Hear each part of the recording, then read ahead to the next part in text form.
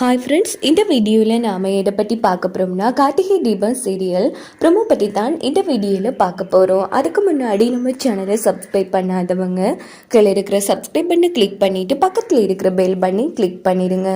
சரி வாங்க வீடியோக்குள்ளே போகலாம். இந்த ஒரு ப்ரொமோ எப்படி ஸ்டார்ட் ஆகுதுன்னா, நம்ம கார்த்தி அருணாச்சலத்தை ஆக்சிடென்ட் பண்ணது நம்ம ரம்யா தான் இருக்கிற உண்மையை ஒரு வழியாக கண்டுபிடிச்சிடுவாங்க.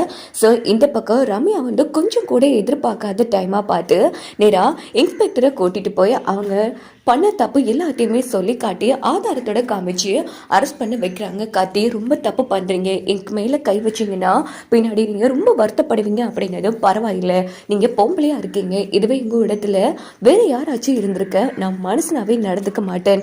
இன்ஸ்பெக்டர் இப்போ அரெஸ்ட் பண்றீங்களா இல்லையாங்கிற மாதிரி கேட்டதும் உடனே சரவணன் ரம்யாவை அரெஸ்ட் பண்ணிட்டு போறாங்க. அப்போ ரம்யா காத்தியை பார்த்து முறைச்சிட்டு போறாங்க. இப்போ வேணும்னா நீங்க என்ன வெறுக்கெல்லாம் காட்டி ஆனால் என்ன பண்ணாலும் சரி உங்களை அடையாமனா விடமாட்டேங்கிற மாதிரி அப்போ கூட ரம்யா ரொம்ப ஆதங்கத்தோட போகிறாங்க.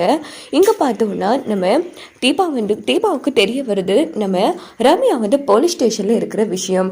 உடனே அவங்க கிளம்பி நம்ம அபிராமிக்கிட்ட சொல்லிட்டு போலீஸ் ஸ்டேஷன் போகலான்னு எடுக்கும்போது காட்டி வராங்க. எங்கெங்க கிளம்பிட்டீங்க? என்னங்க என் ஃப்ரெண்ட் அம்முக்குட்டி இருக்கால, யாரோ ஒருத்தங்க அவளை போலீஸை கூட்டிகிட்டு அரெஸ்ட் பண்ணிட்டாங்களா அப்படின்னதும் காட்டி செம்ம டென்ஷன் ஆகுறாங்க. என்னது யாரோ ஒருத்தங்களா? அது ஒன்றும் யாரோ ஒருத்தங்க கிடையாது, நான் தான் அப்படின்னு காட்டி சொல்றாங்க. என்னங்க சொல்றீங்க, எனக்கு புரியலையே அப்படின்னு கேட்டதும் தெளிவா சொல்றேன் கேட்டுக்கோங்க அப்படின்னுட்டு ஆரம்பத்துல தீபாவை கொலை பண்ண முயற்சி வந்த டைம் இருந்து அருணாச்சலத்தை ஆக்சிடென்ட் பண்ண வரைக்கும் ஒண்ணு விடாம காட்டி எல்லாத்தையுமே ஆதாரபூர்வமா காமிச்சு தீபா கிட்ட சொல்லிடுறாங்க. இதுக்கிட்ட காட்டி நம்ம தீபா செமையா அதிர்ச்சி ஆகுறாங்க. என்னங்க சொல்றீங்க, இதெல்லாம் என்னால நம்பவே முடியல, எல்லாமே எனக்கு கனவு மாதிரி இருக்கு அப்படின்னதும், ஆமா தீபா எனக்கே நம்ப முடியல, ஒருத்தங்க நம்ம கூடவே இருந்து முதுகுல குத்துனது இல்லாம முட்டாளாக்கியிருக்காங்க பாருங்க. அதாங்க ஒரு பொம்பளையால இப்படி இல்லாம பண்ண முடியுச்சு, எங்க இப்படி எல்லாம் பண்றாங்கிற மாதிரி காட்டி ரொம்ப ஃபீல் பண்றாங்க. விட மாட்டேங்க, என் புருஷனையே முட்டாளாக்கி இருக்கா, அவ எவ்வளோ தைரியம் இருந்தா எனக்கு துரோகம் பண்ண பாப்பா. ஆமா இப்போ அவன் எங்க இருக்கா? அதான் சொன்னீங்களே போலீஸ் ஸ்டேஷன் போய் அவளை காப்பாற்ற போறேன்னு, அங்கதான் இருக்கா அப்படின்னு சொன்னது. சரிங்க நான் பார்த்து 4 வார்த்தை பேசணும், நான் போயிட்டு வரேன் அப்படின்னதும், இங்க பாருங்க அங்க போனா பிரச்சனை ஆயிடுங்க, ப்ளீஸுங்க என் மேல நம்பிக்கை இல்லையா?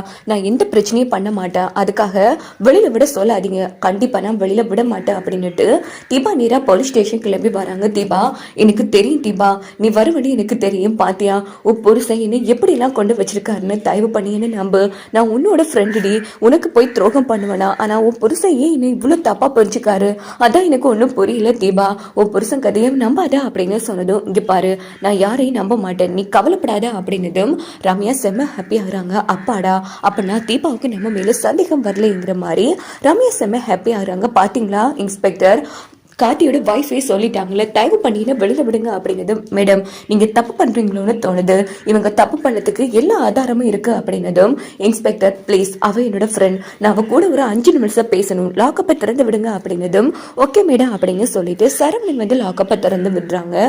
எனக்கு தெரியும் தீபா, நீ எப்படியாச்சும் என்ன பெயில் எடுப்பன்னு தெரியும் அப்படின்னு சொன்னதும், தீபா ரம்யா கண்ணத்துல அடின்னு அடிக்கிறாங்க. ஏய் இவ்வளவு தைரியம் இருந்தா எம்எல்ஏ கை வைப்ப, நான் யாருன்னு தெரியுமா? ஆமா யார் நீ?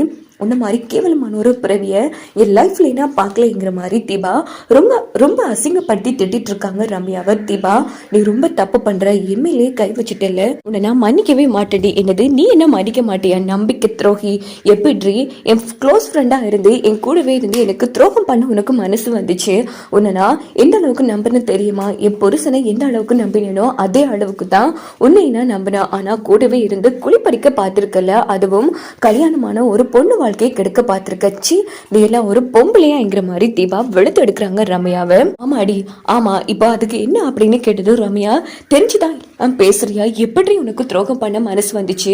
அவ இது என்னோட புருஷன். ஆஹா அப்படியா? இங்க பாரு கார்த்தி ஒன்னும் உன்னோட புருஷன் கிடையாது, எனக்கு ஃபர்ஸ்ட் டே பார்த்த மாப்பிள்ளையே கார்த்தி தான், எனக்கு பார்த்த மாப்பிள்ளை தான் நீ இப்போ கல்யாணம் பண்ணிட்டு இருக்க. இங்க பாரு என்னோட சொத்து பணம் வசதி எல்லாத்தையும் உனக்காக நான் விட்டு கொடுக்குறேன், ஆனா கார்த்தி கிட்ட இருந்து விலகி போயிடு அப்படின்னு சொன்னதும் தீபா மறுபடியும் நம்ம ரம்யா கழுத்தை பிடிச்சு நெரிக்கிறாங்க.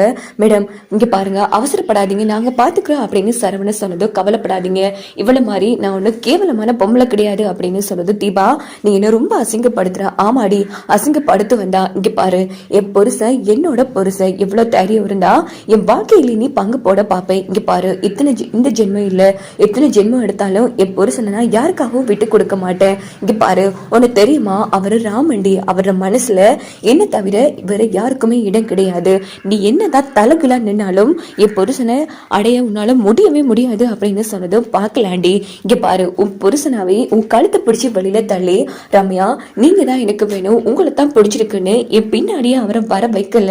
என் பேரு ரம்யா இல்லைங்கிற மாதிரி ரம்யா தீபா கிட்ட சவால் விடுறாங்க. அதையும் பார்த்துக்கலாம், ஃபர்ஸ்ட் நீ வெளியில வந்தா தானே. இங்க பாரு என் மாமாவா அடிச்சு தூக்கியிருக்க, என்ன கொலை பண்ண முயற்சி பண்ண வந்திருக்க, என்ன கொலை பண்ண வந்தது கூட எனக்கு வருத்தமா தெரியல, ஆனா என் மாமாவை அடிச்சு தூக்குனதுக்கு நீ ரொம்ப அனுபவிப்பேங்கிற மாதிரி தீபா வந்து திட்டிட்டு நேரா லாக்கப்ப போட்டிடுறாங்க. இன்ஸ்பெக்டர் எக்காரணத்தை கொண்டு இவ வெளியிலேயே வரக்கூடாது அப்படின்னதும் கவலைப்படாதீங்க மேடம் நான் பாத்துக்கிறேன் அப்படின்னு சொல்றாங்க. தீபா ரொம்ப ஃபீல் பண்ணிட்டு நேரா வீட்டுக்கு வராங்க. என்னங்க இப்படி இவ பண்ணுவான்னு நான் கொஞ்சம் கூட எதிர்பார்க்கல அப்படின்னு சொன்னதும் நம்ம கார்த்தி வந்து ஆமாங்க, யார் மேல நம்ம அதிக நம்பிக்கை வைக்கமோ அவங்கெல்லாம் இப்படித்தான் பண்ணுவாங்கிற மாதிரி கார்த்தி ஒரு பக்கம் ஃபீல் பண்றாங்க. அப்படின்னு பார்த்து ஆனந்த் அருண் 2 பேரும் வீட்டுக்கு வராங்க. வாவ் சூப்பர் கார்த்தி, நீ இவ்வளவு சீக்கிரம் இந்த சவால்ல தோத்து போவன்னு நான் கொஞ்சம் கூட எதிர்பார்க்கல அப்படின்னு சொல்றாங்க. என்ன சொல்ற, என்ன பேசிட்டு இருக்க அப்படின்னு அபிராமி கேக்குறாங்க. ஆமாமா, தன்னோட எம்டியை வந்து போலீஸ்ல புடிச்சு கொடுத்துட்டா, இதுக்கப்புறமா அவரு எப்படி ஃபேக்டரிக்கு போக முடியும், எப்படின்னா கொடுத்த நாள்ல வந்து சவால்ல ஜெயிக்க முடியும், சோ ஒழுங்கு மரியாதையா சவால்ல தோத்துட்டேன்னு ஒத்துக்கொள்ள சொல்லுங்க அப்படின்னு சொன்னதும் அபிராமி கார்த்தி எல்லாரும் அதிர்ச்சியாராங்க. இங்க பாரு என் புள்ள வாழ்க்கையையும் என் மருமக வாழ்க்கையும் ஒருத்தி கெடுக்க பார்த்திருக்கா, அவளை சும்மா விட சொல்றியா, உன்ன மாதிரி இன்னொரு பொண்ணு தேடி போறதுக்கு காட்டி ஒண்ணு கேவலமான புள்ள இல்ல அப்படின்னு சொன்னதும் ஆனந்த் வந்து அதிர்ச்சியாராங்க. ஆமாமா நான் கேவலமான புள்ளையாவே இருந்துட்டு போறேன், ஆனா உங்க புள்ளைய ஃபர்ஸ்ட் சவால்ல தோத்துட்டேன்னு ஒத்துக்கொள்ள சொல்லிட்டு அவ வைஃபை வந்து கூட்டிட்டு வெளியில போக சொல்லுங்க அப்படின்னு சொன்னதும் அபிராமி வந்து செம அதிர்ச்சி ஆவாங்க. இப்படிதான் வரக்கூடிய கதைக்களத்தை கொண்டு போக வாய்ப்புகள்